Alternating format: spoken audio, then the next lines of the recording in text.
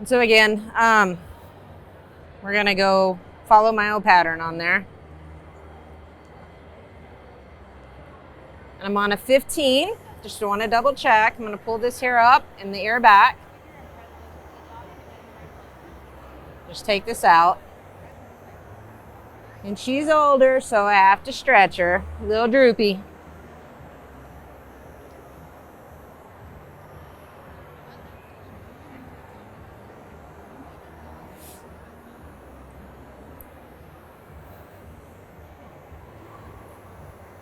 Now of my poodle, she's probably the least liking to be groomed. She's always fought me on it.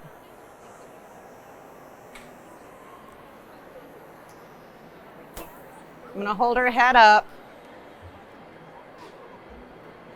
Like I said, I've seen different people tell different angles of how to go. I just like right before she falls off. She's almost very U-neck, so I don't want to give her too much neck so it stands out there. I'm gonna use the corner of my creativas and just go down. I want to make a nice, elegant point on her.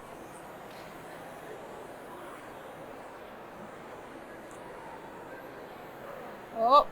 Don't get mad at me, you're fine.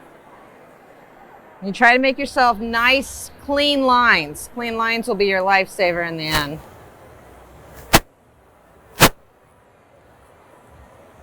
I'm gonna stretch her lip. If she'll let me, Pandora. Head up. See, she's very, you don't wanna do this kind of thing. I'm gonna stretch that lip out. Try to get it nice and clean. She wrinkles her face, so we're really gonna stretch it. Good girl. Do a little inverted V between the eyes. Because we gemmed her, I'm gonna go up to a 30 so I can get these right off. She'll get more bling tomorrow. This Pandy's gotta have bling.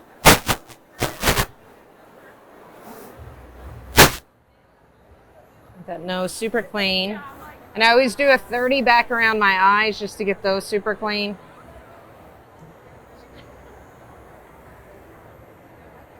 Good girl.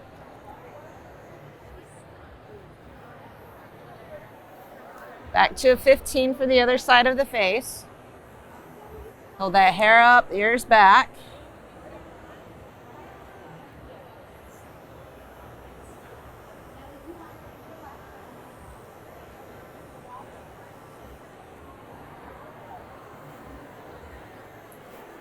Corner of my clippers to really get that in.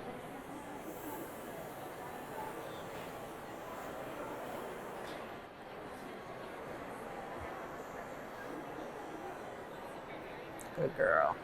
Shut up.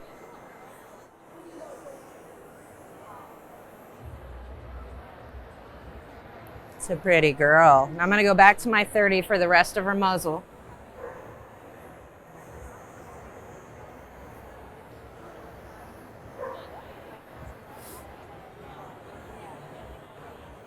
Hold that eye so I can really get under it. And pull that cheek out. Pandora.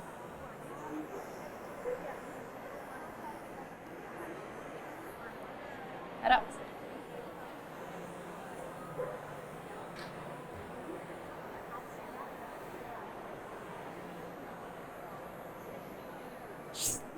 Sucking in that hair. It's all right, baby girl.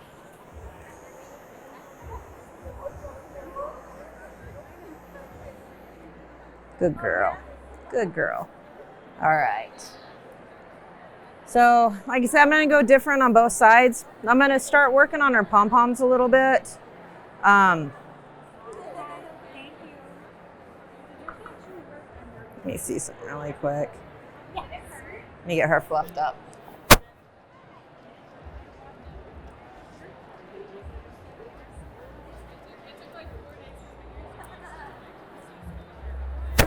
Actually, let me play with that line just a little bit.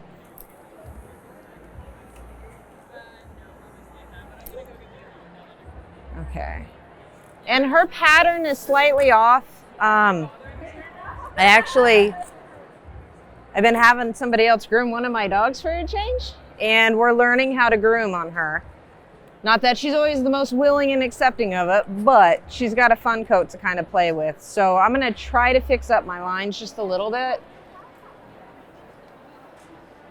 So let me go ahead and try to set in some of this side of the neck so I know what I'm working with. She's got a lot of coat. Come here, just that.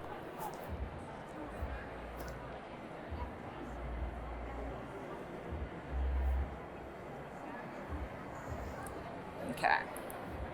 Some shears.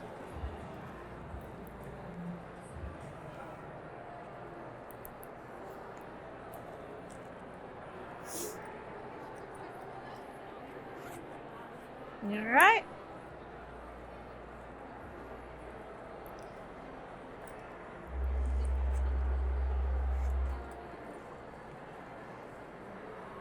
So I'm going to use some reverse curves on our lines right around her neck because I want it to stand out. Come here. You always want to make sure your poodle is standing nice when you're trimming it in a continental, because one little movement can change it all. Stay.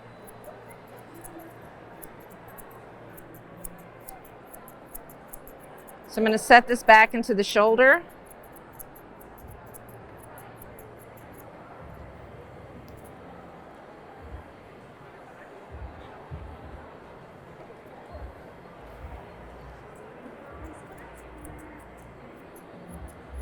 She's got a lot of coat to lose.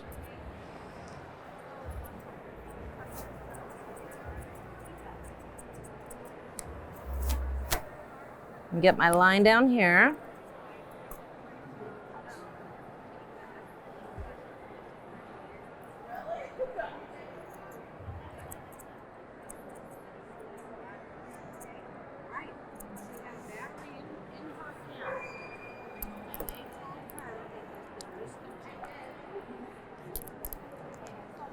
Keep pulling all that hair down that you can.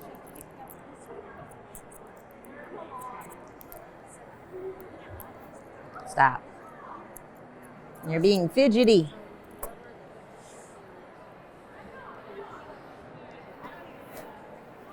So I'm going to try to kind of match this line to this line.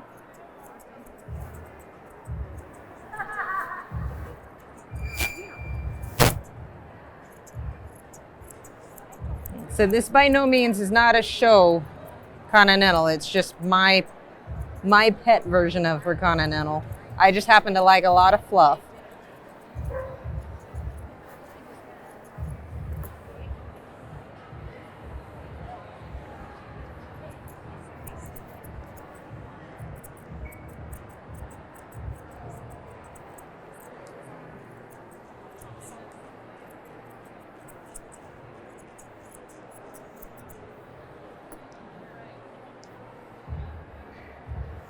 You can see how much coat she has to lose, though.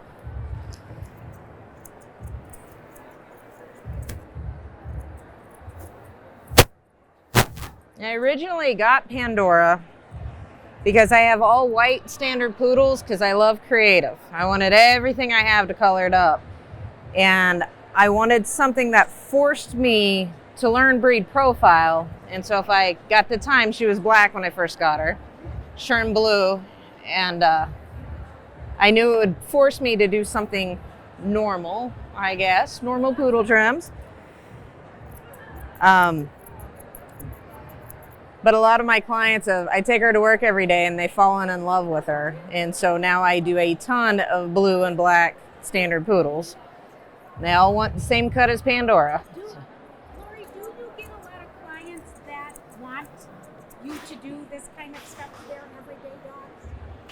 I actually do. A little bit of carve work, but most people want ears, tails. They like a little, just bit of pizzazz on their dogs. Especially the ones that are neighbors.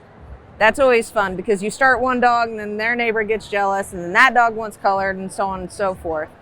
Sport times are great times to do creative. Little league teams, you can always do the numbers of the kids on the jerseys, the logos. When Oklahoma City Thunder came, it just seemed every dog, every man that came in, like football and basketball, all that, just made logos and started doing them on dogs. So creative is a great way to add attention into your shop.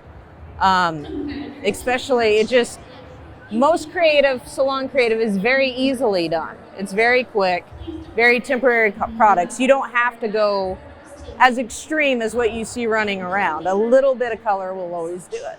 And if I may ask, Yes. what kind of add-ons does that generate for your shop as far as cost? Cost-wise, the quickest thing you can do in your shop are blow pens with stencils. You buy a box of blow pens for $15, they will last you 6 months to a year. They're a beautiful blow product, and it takes maybe about a minute of your time. You just open a stencil, blow pen it on, take the stencil off, dog goes out the door. Earrings are a great one. It's what she had on her face earlier, a little bit of bling. It's Aleene's Tacky Glue, which is a water-soluble craft glue. You just wash it right off, and a gemstone. And we do this on a lot of our dogs that are shaved, short faces, schnauzers with the short ears. And that normally it's like $3 for a set of earrings, but it costs maybe 5 cents, if that, for a pair of earrings. These fun little add-on services will set you aside from some of the other people that aren't there in your area that won't do it. And clients love it. People spend much more money on dogs anymore than they do their own children. And so when you can start adding this into your shop, you could just keep it adding on, because each time the client wants more and more and more. You go through feathers like crazy. I know. She's a feather queen. Yeah, That's I it. am a feather queen at my shop. Yeah. And your clients that generally started with one feather, it's like, maybe, but now they always want feathers. Yeah. And now for special occasion, they want certain ones for certain things. So Yes. it's evolved into Yes. this big thing. And my problem is I don't charge for them. I pay a lot for feathers. It's not unlikely for me to spend $90 for 30 feathers. So I'm only getting, 30 uses, but what it generates in the shop is so worth it. I get dogs from all over that'll just come for feathers. Yes. Now, if they just do that and they're not a regular client, then I charge. Charge. Yeah. But if it's a client dog, I don't charge them. But it generates a lot of new business. So It does. Absolutely. yeah. So I was just curious because you do so much more. So I just wondered how does that work out? Cost-wise? Yes. And like I said, in a shop setting, it's rare that we do anything full-fledged creative. What we do is make sure it's cost-effective in our shops to do. But it's gotten to a point where I used to welcome creative. I was like, yes, everybody wants this. And now I do so much of it, I'm just like, yeah. And I've been known, people come in, they're like, okay, well, today I want my dog colored. Well, whenever it comes to dye work, that is time consuming. So they'll have to book another time, or they can go with temporary. Right. So it's a good thing. It's like the Field of Dreams. If you build it, they will come, and Yes, they do. It gets true. crazy. That part's true. Yes. Up. She's lazy. It's my lazy right. girl. Oh. So I'm going to kind of set this line back in. And then I'm going to I don't want to set everything on top yet.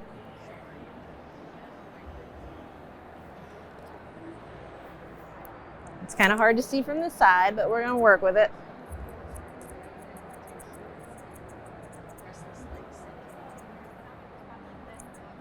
Try to get that underneath. I'm trying to grow her back end out here a little bit. Try to get all that excess hair on the inside.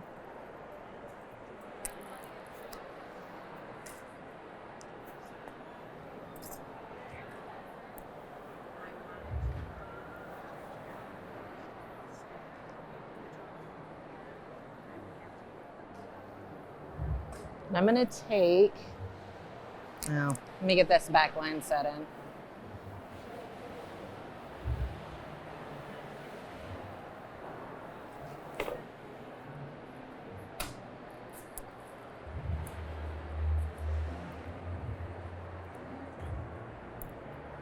Okay. Just where my back line is, I always hold, I lightly pull the hair back and hold to my line back here. And now I can see up here what I can cut in.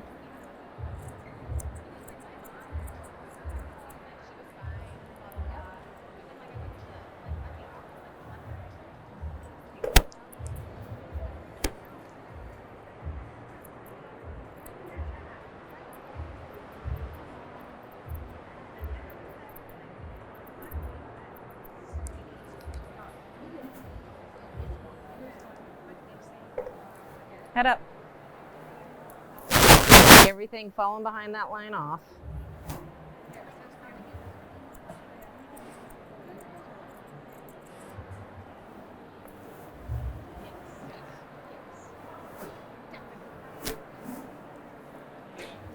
Ah! Throwing things.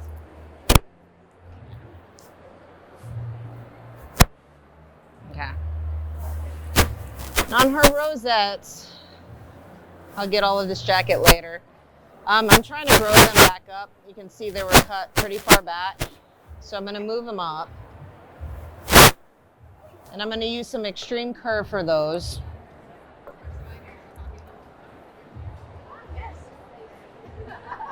And I like to use my extreme curve for my rosettes and my palms. Simply because it makes everything very, very easy to trim in. So all of this is going to have to go. And actually take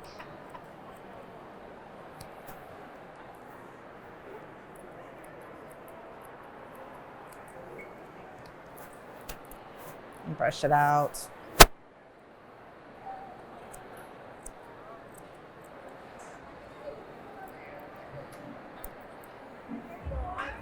So get back in there in a little bit and clean it up again.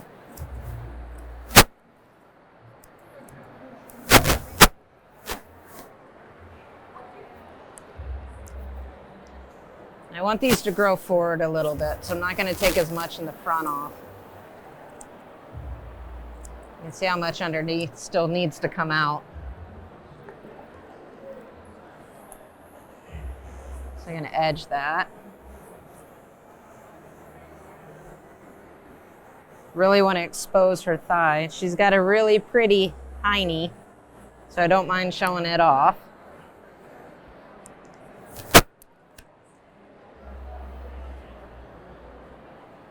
We're going to clean that up a little bit.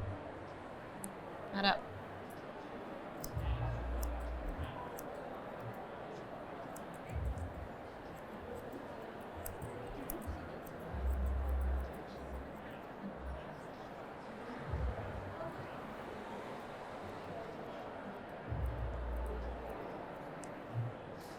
You want them always nice and round.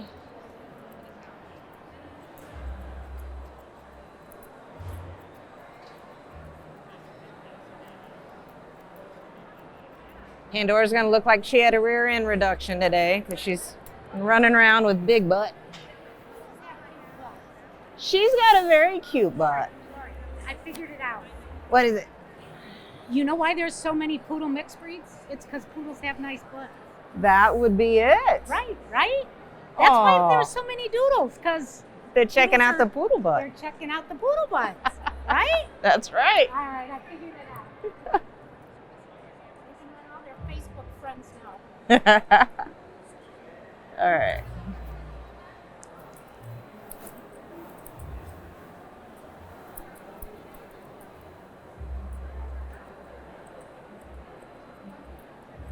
All right.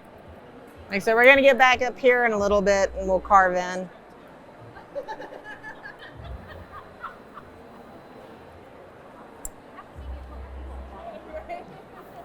Okay. No, you did not. So I'm gonna try to take some of this out.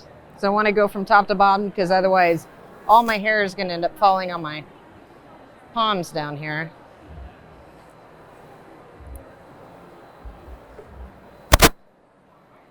Don't fight with me, you're okay. So I'm gonna take my extreme curves and I'm gonna use that as an angle to go up into her jacket. And I can clean it up in a little bit. I just wanna make it nice and round.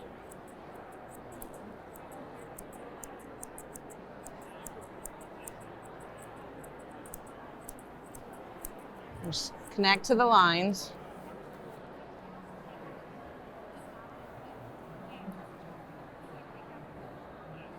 Okay, I'm gonna go to bigger curves. It's jumping on me.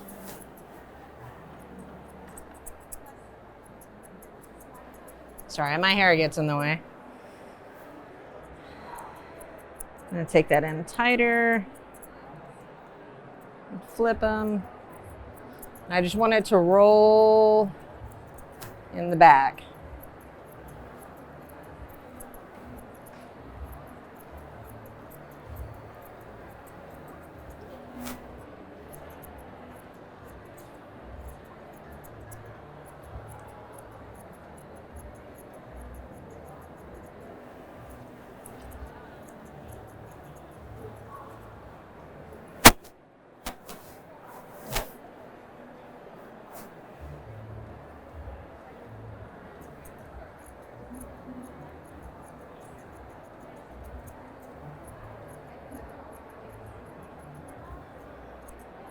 It's one of those things, I've learned poodles from multiple people, and some of it stuck, some of it didn't. I try to take what I can from each person and just adjust it to what is comfortable for me. Like I said, mine are not in the conformation ring, but I still like them nice and pretty, but easier to maintain.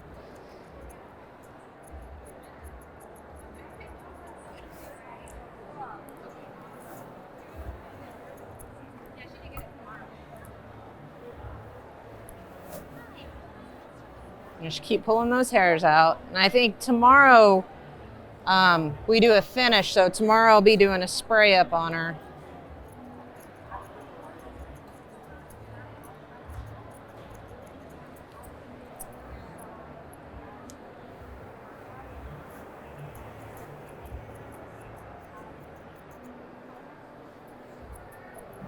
It's really difficult for me to do these because with creative, that's my favorite thing. I can just carve in whatever I want here or there. There's no rhyme or reason.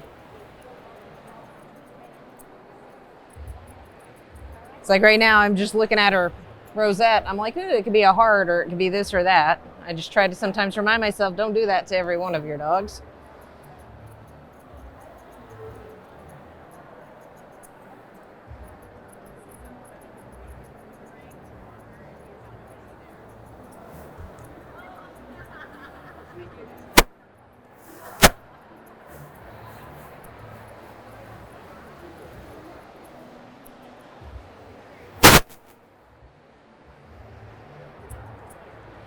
To work on her front.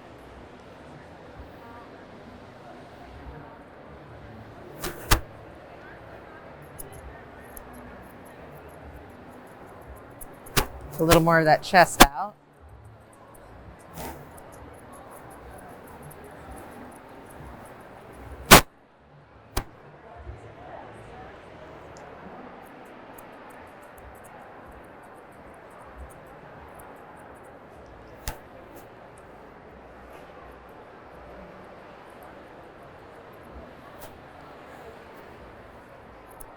It's a good girl. She's probably not going to talk to me all the way home, but we'll be pretty. I'll get this in a second. So I'm going to save this piece for whenever she's actually up so I can trim what I need to on there.